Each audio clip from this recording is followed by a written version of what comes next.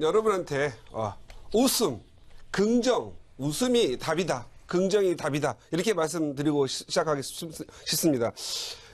항상 부정적이고 슬프게 세상을 보면 본인이 움츠러들기 때문에 움직이는 영역도 작아집니다. 그러나 좀 힘들어도 웃고 세상을 긍정적으로 바라보면 넓게 세상을 보면서 다양한 경험을 하게 됩니다. 우리 청년들 일자리 많이 줄어들고 취업하기 힘듭니다. 그렇지만 넓게 움직이려면 좋은 인연 만나서 좋은 일이 많이 있을 거로 보여지고 또 그만큼 잘 될 거라고 보입니다. 부동산 투자도 지금 현재 어려운 상황입니다. 앞으로도 어렵겠죠. 하지만 넓게 바라보면 반드시 항상 농사를 짓고 나면 이삭이 있듯이 우리에게는 노력하는 사람에게는 그만큼 좋은 이삭들이 있을 거로 보여집니다. 자, 오늘도 여러분의 부동산 고민 많을 거라고 생각을 합니다. 지금 전화 주시면 속 시원하게 웃을 수 있는 상담해 드리도록 하겠습니다. 네, 오늘 또 수요일 꼬꼬박사 차윤원 대표님과 상담을 시작함에 앞서서 요즘 금리 인상이니 또 보유세 개편이니 이제 이슈들이 참 많은데요. 이런 이야기에 대해서 한번 이야기 나눠보도록 하겠습니다. 대표님, 오늘은 또 어떤 내용으로 준비하셨나요? 네, 오늘은 좀 그냥 웃을 수 있는 가벼운 이야기로 한번 좀 꼬꼬박사 시간을 만들어 보았습니다.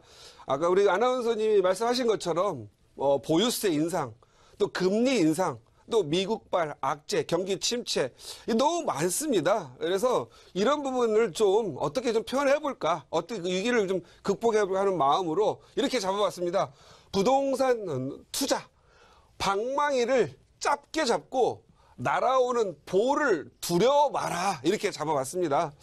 여기서 이 방망이는 어떤 의미죠? 우리가 항상 뭔가 투자를 해서 홈런을 날리려고 하지 않습니까? 경기 좋을 때 장타, 홈런, 돈 많이 벌길 좋아하죠. 그런데 사실은 2017년, 18년 초까지 너무 많이 올랐잖아요. 부동산 규제 금리를 떠나서 많이 피로도가 좀 쌓여 있었습니다. 많이 올라가지고 이럴 때는 좀 방망이를 좀 짧게 잡고 실속 있는 그러한 단타라도 일단 타율을 좀 높이고 그 다음에 좀 투자했을 때 과거처럼 1억 버는 게 아니라 5천씩이라도 벌고 부동산의 감각을 좀 계속 좀 높여갔으면 좋겠다. 그래서 방망이를 좀 짧게 잡고라도 여러분 이렇게 두드려 볼 수 있는 경험치를 좀 높였으면 좋겠다라는 말씀 드리겠고요.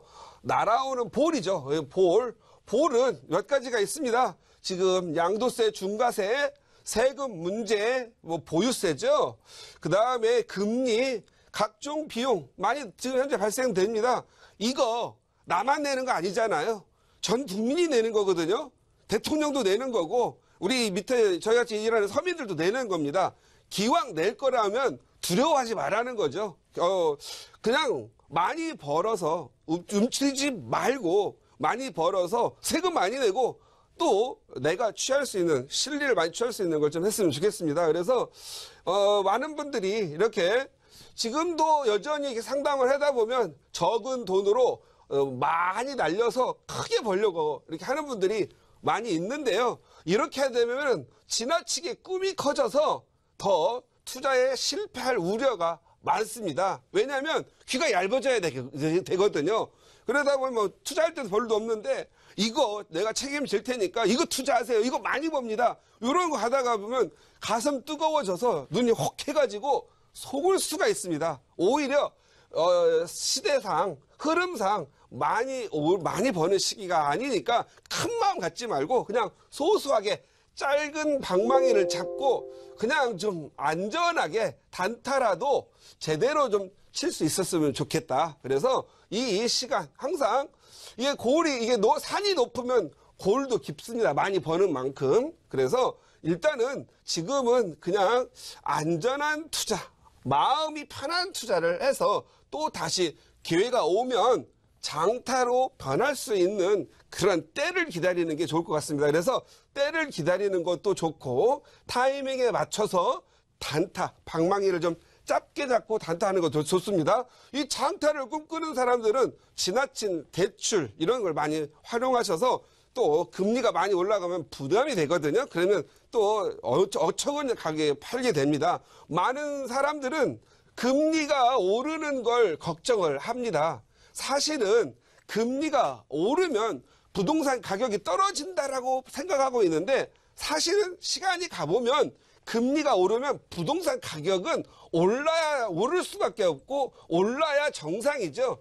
다만 잠시 일시적으로 금리 많은 대출 갖고 사신 분들이 불안하기 때문에 일시적으로 매물로 나와서 가격이 하락할 수는 있지만 장기적으로 보면 금리가 높아지면 결국은 물가가 오르고 물가와 또 인건비가 오름으로써 결국은 투자비, 건물을 짓거나 땅을 사거나 하는 비용들이 늘어납니다. 그러면 화폐 가치가 그만큼 하락하기 때문에 궁극에 가서는 금리가 높으면은요, 화폐 가치가 인플레이션이 커지기 때문에 부동산 가격이 오를 수밖에 없어요. 그래서 오히려 이런 시기에는 금리가 더 높아졌을 때는 또 다른 투자의 기회가 온다라는 걸 인지하는 게 굉장히 중요하다. 이렇게 보시면 될 것 같고요.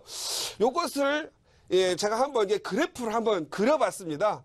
우리 시청자님들이 이미 경험해왔고 또 당연히 앞으로도 이와 같은 경험을 할 걸로 보여지는데요. 한번 내려가 보도록 하겠습니다. 1997년 IMF가 왔습니다. 부동산 경기가 폭락을 했죠. 이때 고금리 시대였습니다. 이자가 15%에서 20% 하다가 금리가 어느 정도 내려가게 되죠.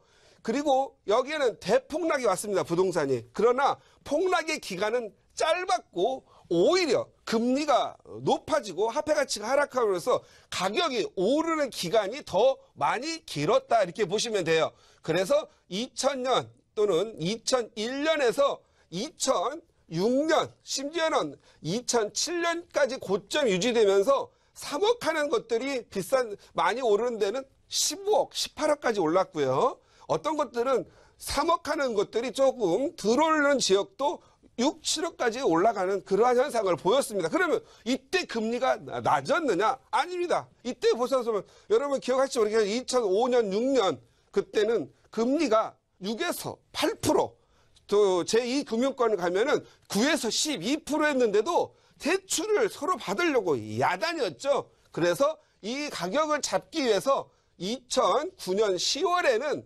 DTI를 2차 전국으로 노무현 정부 시절에 있던 DTI 서울만 있던 것을 경인 지역까지 확대 적용합니다. 그런데도 돈이 어디서 들어오고 이게 가서 부동산 가격이 잡히지 않았기 때문에 2010년 3월에는 드디어 DTI를 제2금융권까지 규제를 하죠. 그러나 우리 규제가 있는 지역들은 가격이 많이 내리거나 안 올랐지만 결국은 이 DTI 규제를 통해서 돈의 흐름이 뭉치돈이 어디로 갔어요?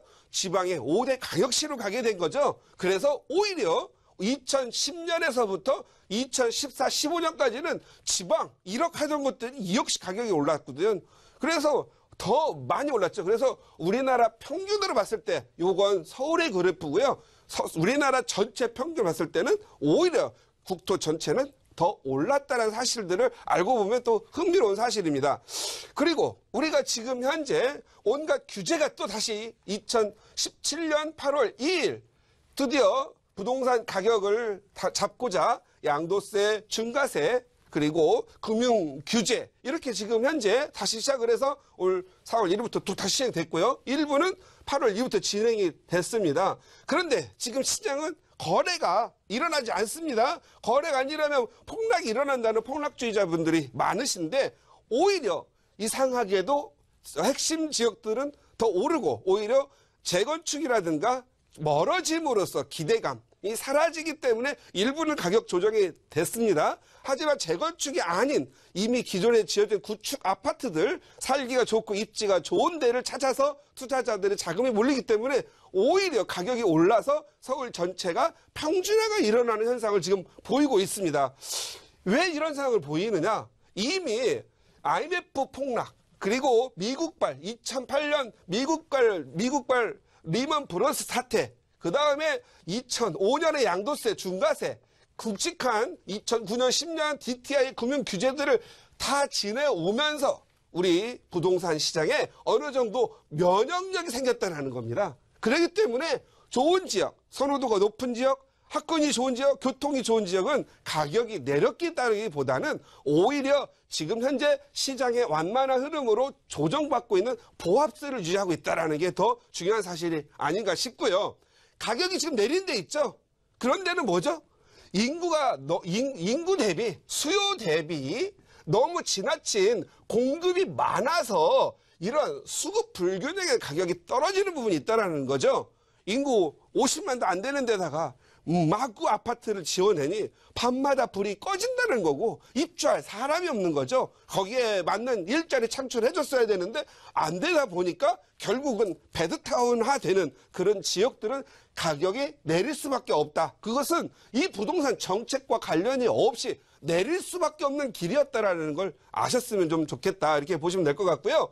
자, 우리 시청자님들, 자, 부동산 어렵습니다. 지금 투자하면 많이 벌지 않습니다. 그런데 감각은 가져가야 되겠죠. 그래서 방맹이를 짧게 잡고 이 날아오는 볼을 두려워하지 말면서 실속 있는 투자를 하기 위한 공부를 해간다면 반드시 또다시 한 2021년, 22년 정도 되면 또다시 부동산 투자에 기회가 온다. 이렇게 말씀을 드리고 싶고요. 늘 부동산 투자에 감을 시키지 않고 항상 공부하는 그런 자세로 부동산 투자에 임하셨으면 좋겠다. 이런 말씀 드리면서 오늘 꼭꼭 박사 시간은 마무리하도록 하겠습니다. 네.